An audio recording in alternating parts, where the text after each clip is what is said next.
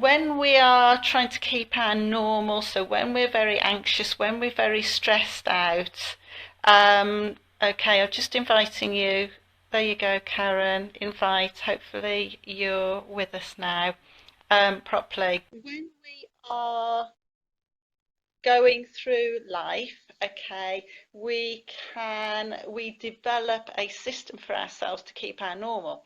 And then something happens, something traumatic happens, either, or you decide to make a change somehow in your life, and have to go through a process. Okay. Hi, Karen. Lovely to see you Hi. there. Corner. Hello. And when we go through this change curve, hi, Nicole. Hi. Lovely to see you all here. When we go through a big change, we have to go through a process, through a system called the change curve. Okay.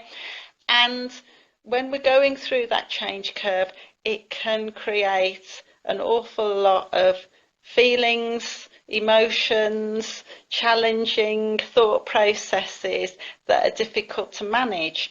But if we understand them a little bit better, then we're going to be in a far better position to be able to process them and find out, hi Wayne, lovely to see you here, and to find out a better way to manage those feelings. Okay, so the reason why we're talking about clarification tonight is because if you want to manage your feelings better, hi, nice to see you, then you need to find the right information so that you can adjust, so you can understand the thoughts and the feelings better, so that you are in a better position to manage them the best way that you can. So if you look up clarification in the dictionary, it's going to say things like to make it clear, easier to understand. It's about being selective, and it's about choosing with care. Okay, so when you think of those descriptions, this really links into communication, because if you're trying to clarify, you've got to, first of all, you've got to communicate with yourself to find that information out. And it's the process. Hi, Anne, lovely to see you here. So the process is what I teach a lot about, and that is about self-honesty, which is really, really difficult. And those of you, hi Nick, lovely to see you here. And those of you who've been on my classes or have heard me teach will know that I bang on about self-honesty, which is really, really difficult to do, and then putting your hand on your heart so that you can really feel and start to understand those emotions. So it's about linking these two up together so that you can find the right way for yourself. Okay, because when we're going through a change, okay, if it's a change that is forced upon you, all right, the first phase of the change curve is the shock. Okay, and then you're going to dip down and it's going to be disbelief, anger, and if we're not careful about how far we allow ourselves to slide down, it can lead into depression. So what we're trying to do is to alleviate that slope that goes too far down so that you can start coming back at the other side and start taking action to get back to a more normal way of feeling and thinking and then behaving. Okay, so the trouble is when we start to go into the slide down into the anger section, okay, this is where there can be huge communication problems, not only with yourself, but then with other people around you. Okay, so it can be perhaps closing off so that you're not communicating with anybody, or else you're communicating too much and in the wrong way. Okay, and if you're going through the anger phase, then it might be that you start saying a lot of things that you don't mean to say, or start behaving in ways that you don't mean to be behaving like. Sorry, that didn't sound that wasn't grammatically correct, but I think you understand what I mean. Okay, because and when we're communicating, it isn't just about what we're saying. Um, so it isn't our actual words, but it's our tone of voice and it's our body language. And if you've ever looked up, 360-degree communication, or perhaps you've done it in training at work, that kind of thing, you might have seen the communication pie chart. Okay, so in actual fact, hi Cheryl, lovely to see you here. So in actual fact, when we are communicating with other people, all right, we think we might be saying something in the right way, and yes, we might be saying the right word, but we might be using the wrong tone of voice and the wrong body language. And so the other person listening to us won't believe what we're saying, because there's a mix match of information coming across from you to them. And so it's really, really important to, hi Amy, lovely to see you here. So it's really, really important to try and link up the right words with the right tone of voice and then the right body language, so that you get a very sincere and meaningful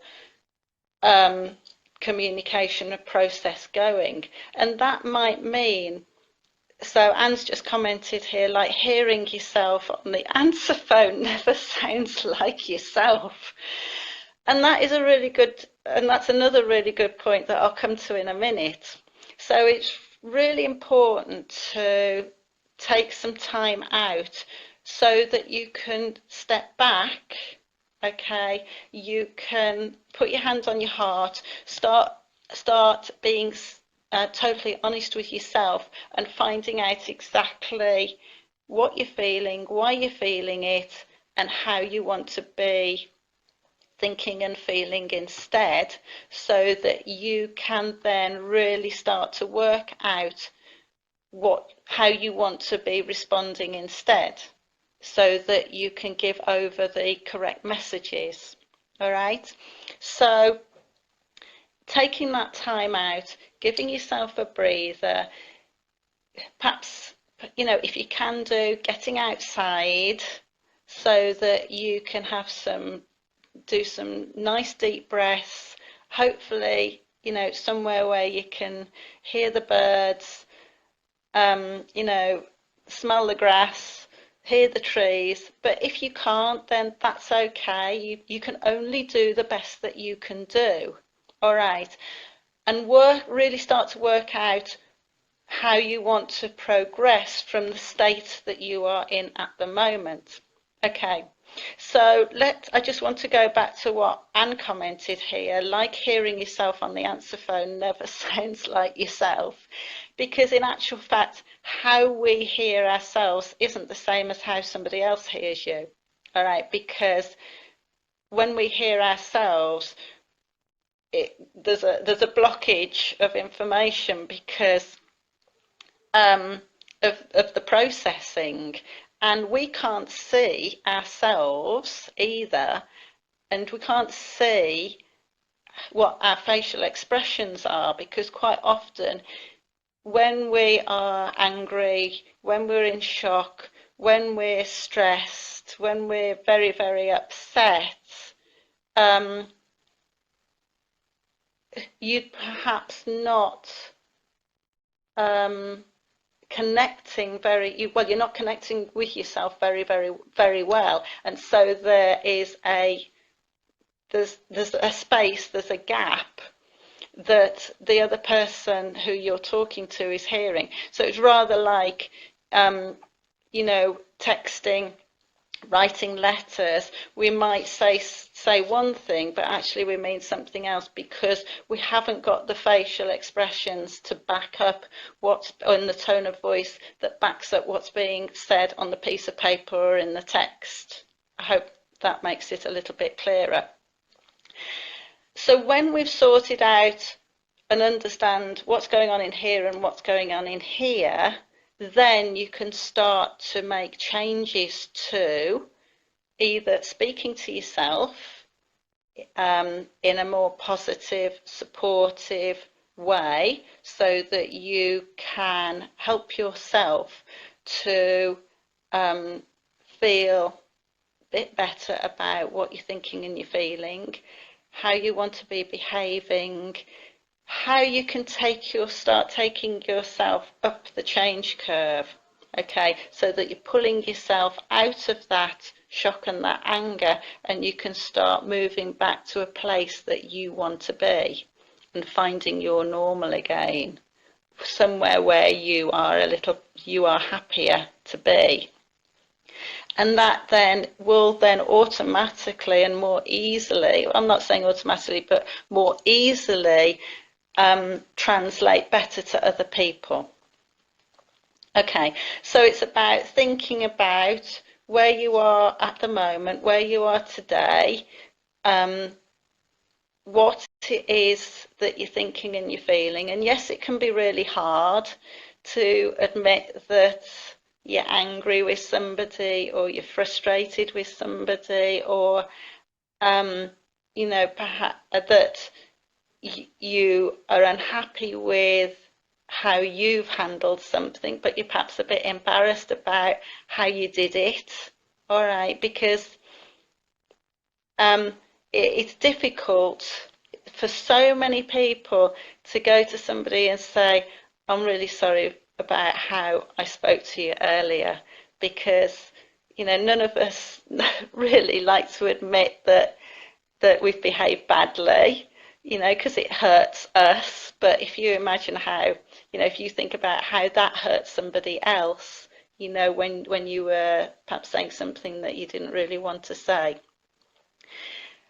Has anybody got anything that you want to add to this? Because it'd be really nice to hear, something from yourselves. Okay.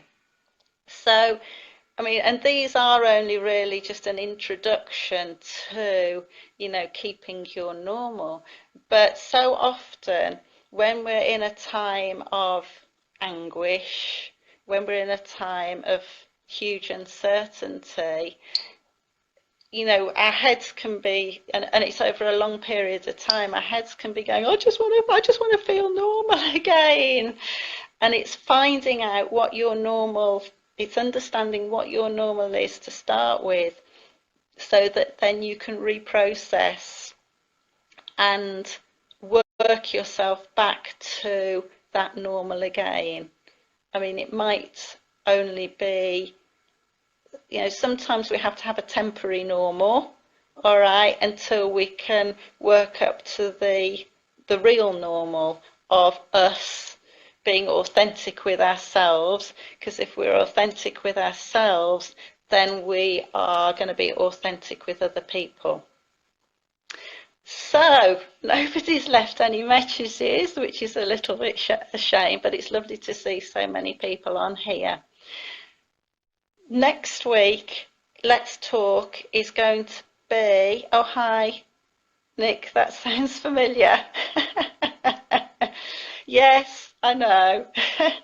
But hey, sometimes it's difficult. Sometimes days when we're in this, and I'm glad you brought this up actually, and it prompted me a little bit, Nick, actually, because sometimes when we're in that state of anger and anguish, the day can just flow.